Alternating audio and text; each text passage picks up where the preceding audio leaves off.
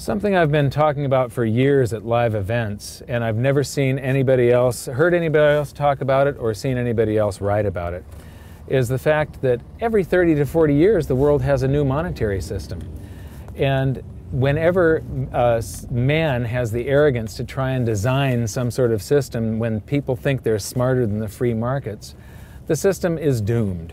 It has to fall apart. You can't account for every single force in the free markets. There's just too many of them that are deciding what is going to happen and when and where.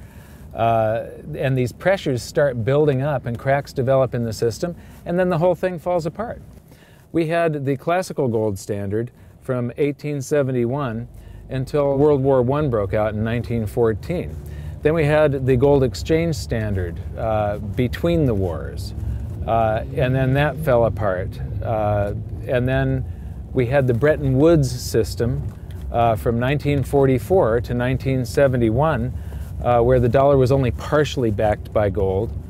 And that fell apart because of all the gold outflows from the United States. We had printed way too many dollars for the amount of gold that we actually had backing those dollars.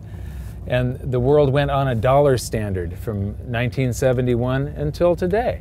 So we're already overdue for a new monetary system, a new worldwide monetary system. And this is a normal thing. This will be this way as long as they don't allow the free markets to work. If they allow the free markets to pick what money is and to set interest rates and stop meddling, all this monetary policy that they come up with, all they got to do is let people use whatever people want as money, and people have always selected gold and silver. And if they did that, everything would be fine. You'd have one monetary system, and it'd be a tri-metallic standard. People would be using gold, silver, and copper once again. And if they don't try to peg it at some sort of gold-silver ratio, let the markets decide what the silver's worth, what the gold is worth, it'll last. It's a permanent system, but no man-made system will ever last. With this deflation, the world's central banks are going to come in to rescue us once again. They're going to try and prop this thing up.